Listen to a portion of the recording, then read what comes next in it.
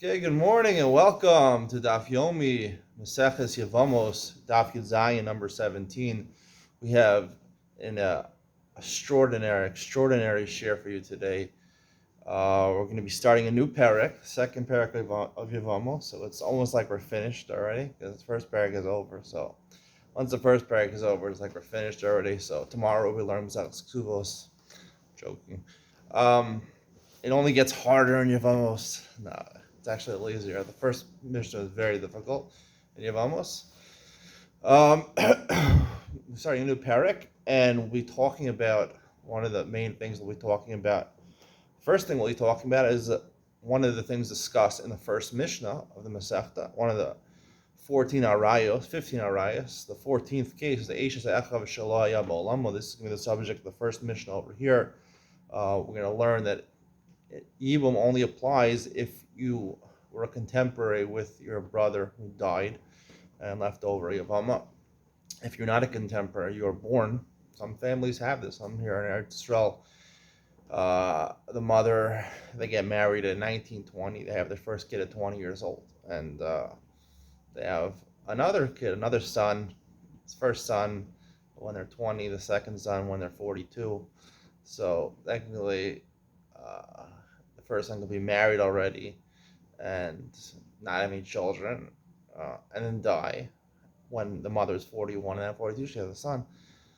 That's the Pashut case. For some reason, I'm trying to figure this out why this is, but all the Mefarshim explain that we're talking about a little different case. Was talking about a case where there are actually three brothers. Same case. You have 20-year-old. The brother was born when the mother was 20 years old. And 22 years later, our brother was born. But in between, when the mother was 31, she had another son. So the first brother only died when the mother was 41. So therefore, the first brother died, let's say, when the mother was 35, 36. I mean, it's a little complicated because the second brother would be 5 or 6 years old, getting married. I don't know exactly how it works out, but he's like 5 or 6 years old, and he marries his first brother's wife, who died, the contemporary. So, and then he dies, and then he dies after the third brother is born, while the second brother is still alive.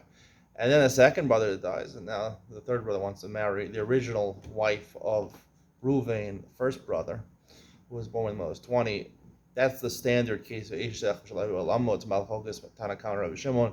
about that. But I don't, for some reason, the simple case of the Pashut case, the Pshat case, is regular case. We're talking about two brothers, not three brothers, two brothers.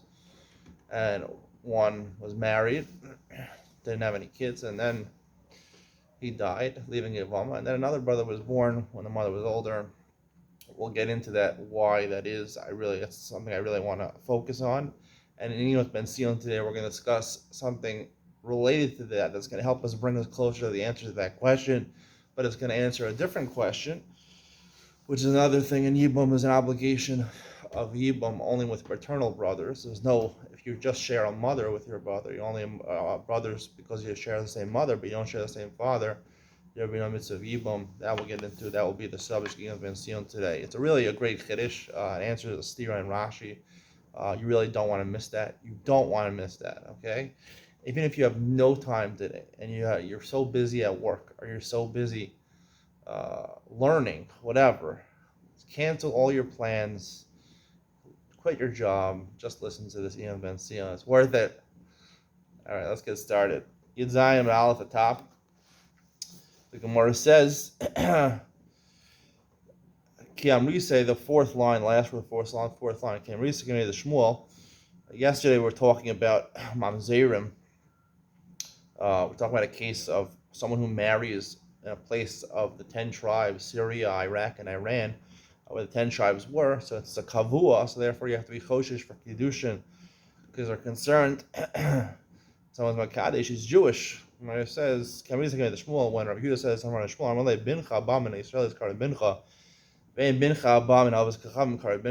have to be concerned for Kedushin, even in a place where Syria, Iraq, and Iran, you don't have to be concerned for, because even though there were Jews at that time, the 10 tribes were Jews, but presumably they married non-Jewish women, and when they have kids from non-Jewish women, we know the din is, this is the Hitzep Lahalach. They're not Jewish, so the future descendants weren't Jewish, so therefore we don't have Choshesh for the future descendants, Kedushin, they're not Jewish. The Gemara asks, Vayika Bonos, but you have 10 tribes, they weren't just men, they were women also, so the women always retain their Jewish identity. They have children. Even if the Jewish woman from the 10 tribes married non-Jews, the son or the children that come from that relationship are still Jewish. So maybe you should be choshish. The Gemara says, we have a tradition from that generation that the girls were not able to have children. Plague that happened, they wouldn't have no children. Another way of saying this, the reason that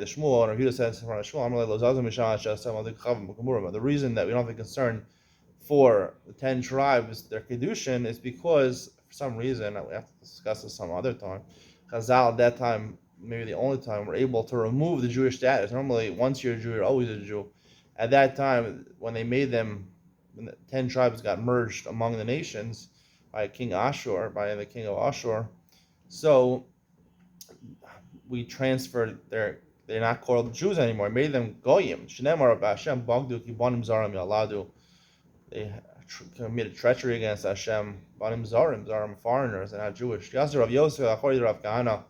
Yosef sat in the back of Rav Kahana. Yasser of Kahana committed Rav Yehuda, and Rav Kahana himself sat in front of Yehuda, was a teacher of Yosef of Kamar. Yehuda sat down and he started lecturing. When Talmud, we'll have to figure out where Talmud is in the world, it's destroyed, we'll make a Yom Tov. Talmud halam mamzer, like we learned yesterday, they caused problems for Klal Yisrael. The Mertz of Hacharif. Whereas at that point it was destroyed. The Mertz Ahi Talmud Hava. That wasn't Talmud, it was Talmud without a resh. Rav Ashi Amar, Hainu Talmud, Hainu Talmud. He said it's the same place. Problem is they doubled. If they were destroyed from one side, they built up from the other side. If they destroyed from the second side, they were built up on the first side, so they never can get rid of them. That's Rav Nuna made the Ula. Rav Nuna sat in front of Ula. Kamahavi b'shmaisa. Amra Gavra, Ma Gavra. Ula was sitting with a student of Rav Nuna. Rav Nuna said, "Wow, this guy is a real big Talmud Chacham, real big person. He loved the Harpanya Mate." If it wasn't for the fact that he comes from Harpanya, where we're a lot of Mamzerim, so he would have been even greater. He would have been a great person. But we have Pichosh is a Mamzer, the Ichsif. So apparently he didn't take this favorably. Rav Nuna was embarrassed that he came from a place that had Mamzerim. He really embarrassed him. So he said, "Where do you pay your taxes to?" Amalei Lafum Nahara, not to Harpanya, but to Fum Nahara, a neighboring city. Amalei Imken Fum Nahara. If you pay taxes to Fum Nahara, you're from Fum Nahara. We don't assume you're a Mamzer. My Harpanya, what is the Lashon Harpanya indicating? Mamazera. Amrazera Harsha Kol Ponimbo Har. Harpana is a mountain that everybody goes there, all the forbidden relationships, they go to this mountain, they seclude themselves, and they have Mamzerim. The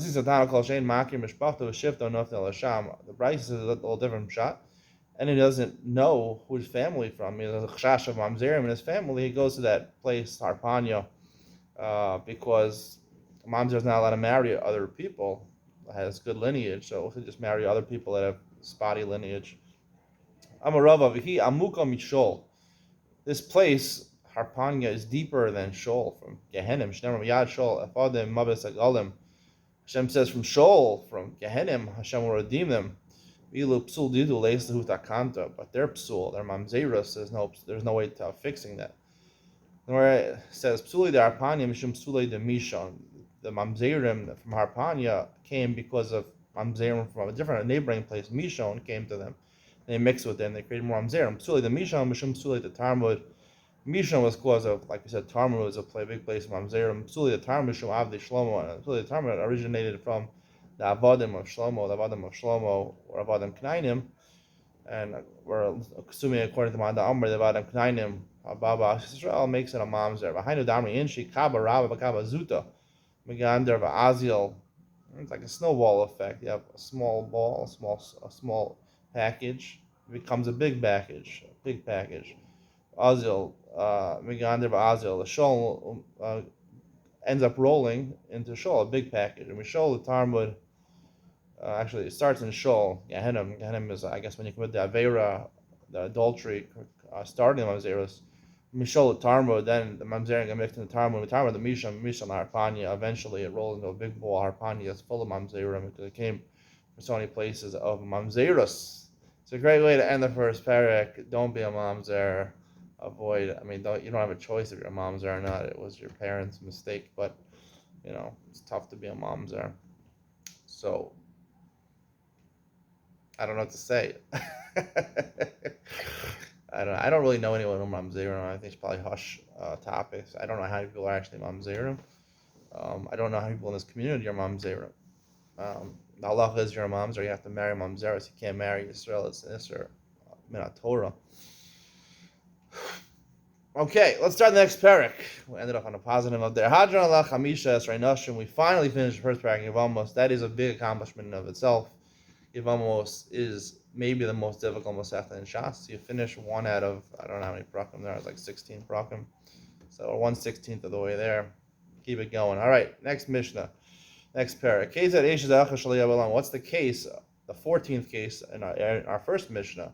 Shnei Achim, we have two brothers. One of them dies. And then after the first brother dies, a third brother, Levi, right? Reuven, Shimon, Levi is born. And then, right, this Yevama from Reuven, she's waiting. Finally, she gets married to Levi, to Shimon, and then he dies. And then Shimon dies. The first one, meaning the original wife of Reuven, she's considered Eishach for Levi. Ashniya, and the Sarah, meaning Shimon's second wife, not in relation to Reuven, she also falls for Yibam. She also is Pater Menachlis and Yibam, Shim Sarasa. Because of Sarah, like in the first Mishnah, Isra Karis, Pater Eishach Shalei is considered Eishach. It's one of the arayas mentioned in Vayikra, Parak Yerches, Pasuk 10 Zayin. Check this up today. Eishach, just as low as Segala Arvasa. So that's a regular Isra of Eishach, it's Karis. Asaba Maimar, Umeis, Shnia Chalesadam Sebemes. Let's say the second brother Shimon didn't actually consummate the Yibam. He did Maimer. Maimer is a half Yibam. You're Makadish, the one, but you're not Bol, or only Bia, only sexual relations is considered to be to consummate Yibam. So if he does Maimer, he gives her Kedushin, he gives her some money, he gives her a ring, a mace, and then he dies, meaning Shimon dies. So the first lady is considered to be she's Eishach Shalei Abalamo for a lady for the third brother, but the Sarah is not considered to be she has to do chalitza. She's not completely ptura because we'll see why, because it wasn't consummated. It's like we'll see. Well, the Gemara will explain why you do Maimer. If there's a Maimer, then she do chalitza, not Yibam.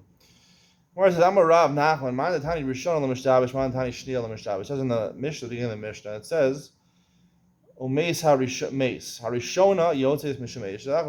It's the middle of the Mishnah. So some people have the gears like our gears are Rishona. It's not a mistake. Mandatani Shniel Lemishtabish. Some gears, some versions said Shnia Yotes Mishamesh. So the Gemara is going to explain why both are okay. Mandatani Rishona lo mishtabish, my Rishon lenafila. She's considered the first wife for Levi because she fell first, right? She was you have the Sarah of Shimon and you have the wife of Reuben. She was the first one to fall into Nefila. She fell to Shimon first. Mandatani Shniel mishtabish, called the Shnia, my Shniel and Suin. She is the second one married because presumably we're talking about Shimon was married to another wife, and then the wife of Reuben fell to him and he married her. The Gemara says challenges. It's talking about all cases. It's not just talking about a case where he was already married, Shimon. Even if Shimon wasn't already married, and he was Miyabim, the wife of Reuben, and then he married a second wife, that the din of our Mishnah would still apply, that her, and then they fall to Levi, both of the wives, that they would both be pater min achlisim and a yibum. V'achakanas alamai shnia. So what is shnia? How could you reconcile that? How could shnia be appropriate? Shnia b'nisuin. She's second. The second one b'nisuin, meaning she was married twice. Meaning she's married to Reuben, and then she's married to Shimon, and then she's married, and then she becomes available to Levi. So Gemara said, now the Gemara tries to figure out where we know this from. Where do you know that from? That there's no mitzvah of Yibum. Amar Rav Yehuda, Amar Rav, Amar Krak, Yeshu Achim Yachta, the mitzvah of Yibum. This is Perek, Chafhei, and Devarim, Parasuk Dalet, Yeshu Achim Yachta, Shaisalam Yeshiva Achas Ba'olamo. Yeshiva, they live together.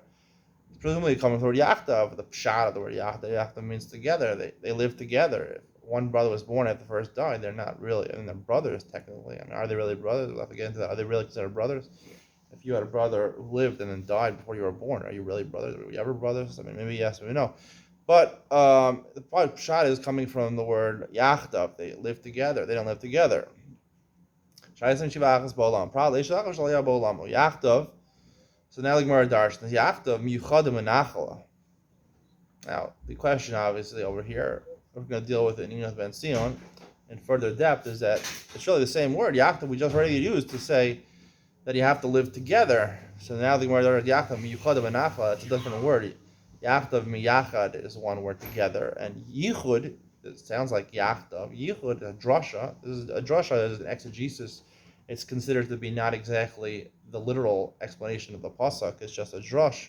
It sounds like you play with the words because I would play with words. Miyuchad means that they share a commonality. V'nachla. Pral echav minaim. So therefore you learn another halacha. Echav minaim. Rashi says.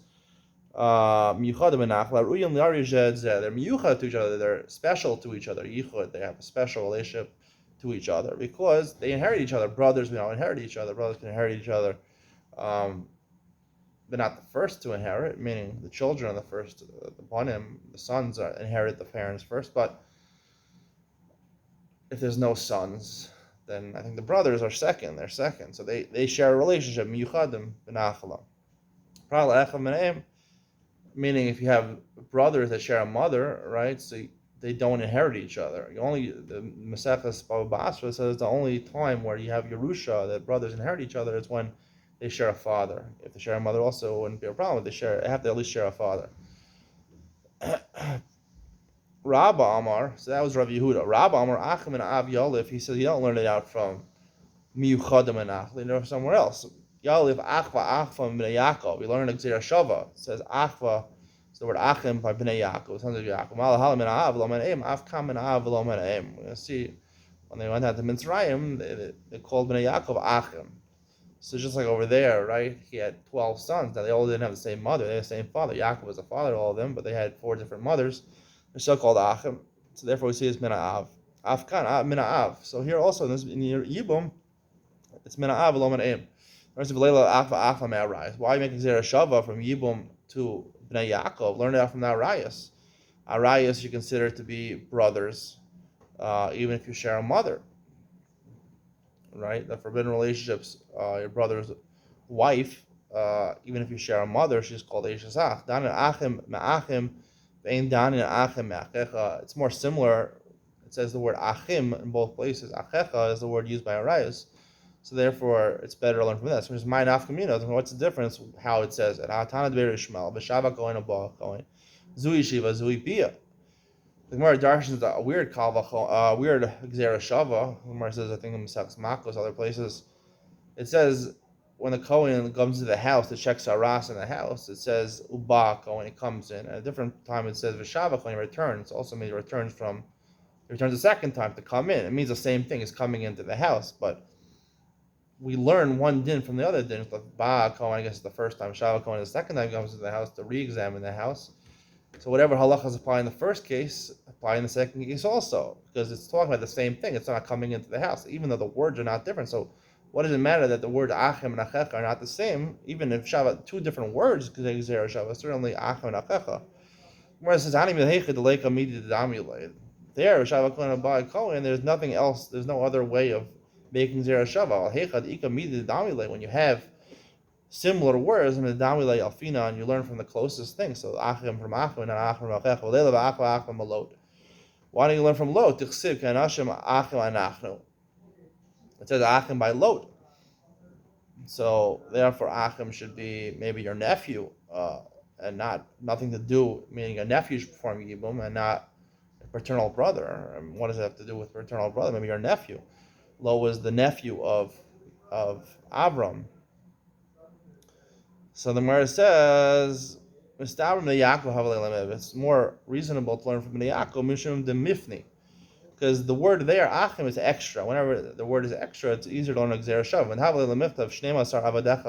They could have just said, we're 12 servants. The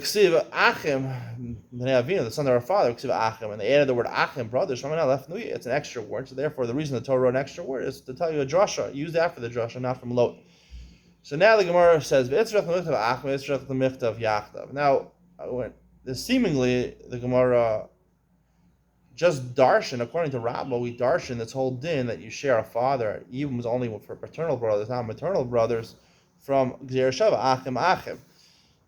Now the Gemara jumps in and says, oh, you also need Yachtav. Now Yachtav was the drasha of Rav Yehuda. So our school says, the Gemara is mixing and matching. The Gemara is saying that really Rabba and Rav Yehuda are really a combined limud together. They're not arguing on each other, they're combined limud together. Doesn't seem reasonable to say that. The Gemara is really only talking in Rabba over here. It would seem, and this is what I want to suggest during Yom Ben Sion, that the Gemara here is only saying according to Rabba. We'll answer a question. Rashi. So the Gemara says, you need both of those psukim. Because of Rahman to prove it's the paternal brother, not the maternal brother by Yibam. Because of Rahman achim, which is the word achim. I could have learned from Lot. Maybe I said the word is not extra. Indeed, it is kind of, right? The Gemara said before it's not mufna. Now the Gemara is saying it is mufna. It is an extra word. It is kind of extra. But how about the myth of Reim? It could have just said that Avram and Lot were Reim. They were friends. They were nephews. Achim. I said the word Achim. Achim was not necessary. We could have learned that they have a brother-like relationship from Reim. Reim, like you say, Reim is your friend, your bro. Your best friend is your bro. Reya is your bro. So it didn't have to say Achim. So it's kind of extra. Therefore, the Torah went out of its way to say Achim Yachdav, which is a lashon of miyuchad benachala. So here Rashi says something interesting.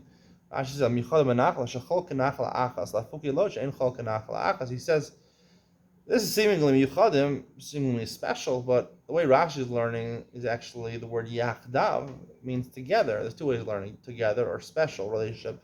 Seems Rashi is learning together, right? There's two aspects of inheritance. One, brothers inherit each other, and secondly, when the father dies, brothers inherit together, not each other, together. They inherit their father's estate together.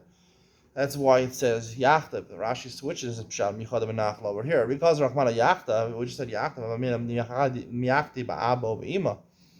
It was at Yachtav, I would think they have to share the same father and mother. Shricha, therefore you need Achim to sell you Af Mina Yaakov, that even though they only shared a father, not a mother. The Gemara says, V'hama Hechi Seisi. Where are we learning it from? Yiva Menachla Tala Rahmana. Why do you have to come up with these psukim? Achim nor Yachtov. Yivam, the Gemara, the Torah compares to Nachla. The Gemara says in Parak Chafei afterwards that when a man does Yivam, he inherits his brother's estate. Not only he gets the wife, he gets his estate also. We know that it's kosher. It's related to inheritance. So once it's related to inheritance, we would say, just like inheritance is dependent on your paternal brother, so too this also paternal brother. V'nachlam and avlam and aim. It's we might not have thought that the chiddush it's a chiddush kameshtari erva gabei. Even as a chiddush, right? It's a chiddush that we allow you to violate an Isser Kares. Therefore, I might say, no, in order to do this, you really have to be real brothers. You have to share father and mother. Shricha. Therefore, you need these psukim to tell you, even a paternal brother, you do mitzvah yibam. Amar Rav Huna Amar Rav, Shomeres Yavam Shemesa, Motor B'ima. We're going to start a new topic over here, a concept of zika. The concept of zika, when the Yevama falls to yibam, she has a bond now to all the surviving brothers. If there's one brother surviving or two brothers surviving, she has a zika, she has a connection it's not a full connection. She has to consummate it with bia in order to be Yibum, to be the wife. But what is the nature of this connection? So there's a machlokas Amoraim over here. Shomeres Yavam Shemesa, right? The woman, she dies, right? Now the brothers have the option. They had the option of marriage. She dies. No more Yibum. Mutter B'ima. You're allowed to marry her mother. So after she dies, Alma Kasavar ain't Zika. So you see that there's no concept of Zika. Because if there was a concept of Zika, that it would be like you're almost married to the Shomeres Yavam before she died. So even after she dies, you can't marry a daughter and her mother, even if one of them dies. You can never marry. If you're married to the daughter, you can never marry the mother or the grandmother. So it must be they weren't married. It's a machlokas later on. We'll see. It's a machlokas on the Rabbanan on Daf Memalef 41. Whether there is Zika or not Zika. So all those Tanoim, why is Amoraim saying case? Or I say, yeah, Amar Hachi, but we just said ain't Zika, I mean, I need to betray. That's talking about there's two brothers. There's two brothers who have a Zika, right? One brother dies, he has two surviving brothers. So maybe over there, by Trey, there's no Zika, because each of the, you can't have a Zika connection to two husbands at the same time. A woman can't be married to two people. Aval b'chad, there's only one surviving brother, Yesh Zika. I would say there is Zika. Therefore, he says like this: Ein Zika. Ein Zika. Afil b'chad. Say, why don't you just say it clearly? There's no Zika even with one surviving brother. It would be mashma even if the daughter is still alive. You can marry, right? And she still has the Zika, so we'd say there's no Zika. You can marry the mother. You can only marry the mother after. There's a special, technically you could, there's no Zika, you can marry the mother, you're not married to the daughter. The reason you can't marry her while she's alive, because once you marry the mother, then you ask her the daughter to you, right? Because you can't marry to a mother and a daughter. So if you marry the mother, then you're mavatal mitzvah yibum, so you have to do either yibum or chalitza. You marry the mother, then the daughter becomes kares, and you can't do yibum anymore. So you're not going to do that first. None. Yevimto shemes mutter ba'chosa. Mishnah says Yevama that dies, you're allowed to marry the sister. Ba'chosa, and this is a question on Rav Huna. Ba'chosa, and you're allowed to marry the sister. Imo lo, you can't marry the mother. So the Gemara says, "What then that filu b'ima?" The Gemara says, "No, the Mishnah wasn't picking on only the sister. Really, the mother you can marry also, according to Rav Huna. But I did tana reisha ishto shemesa. The reisha, this Mishnah later on talks about your wife." Mutter b'achosa. If your wife dies, you're mutter b'achosa. You marry her sister b'achosa in avimo lo. Right? You can only marry if you're married to a sister. You can marry her sister. You can marry your wife's sister if she dies. But if you're married to a daughter, you can't marry her mother even if the daughter dies. That only, right? Your wife's sister is only usher when your wife is alive, but the daughter and her mother are usher even if one of them dies. Therefore the Seifas is mutter b'achosa, just uses the same language, b'achosa, even though it really applied to the ima. Rav Yehuda Amar, Yehuda argues on Rav Huna, Shomeres Yavam Shemesa Asr b'ima. Even if she dies, Shomeres Yavam creates, once you have Yibam, Hazika, you have a connection, so it's like you're married, so you can never marry the mother. Zika. He holds, Rav Yehuda holds, there is Zika, there is a connection, a marital connection, just have a bond before the Yibam. Why didn't he just say it like the Man Amar later on, the Tana who holds there is Zika? Yeah, but Amar Hachi, Amina, Ani Mili Bechad. I will betray ain't Zika. I would have said that's only talking about one, where there's one potential Yavam. So therefore it's like a marriage. I will betray ain't Zika, but two people is no Zika because you can't be married to two men. So more the Haki Pligi betray Pligi. The Machlokes later on about Zika or ain't Zika is talking about two husbands. Eli Amar Hachi. So the Gemara says, I would have thought, if you just told me there is Zika, I would say that's only when she's alive. But if the Shmeres Yavam dies, then the Zika is gone. The Zika is on, you can marry the mother. Kamash Malan, know that you're the Zika big deal paka.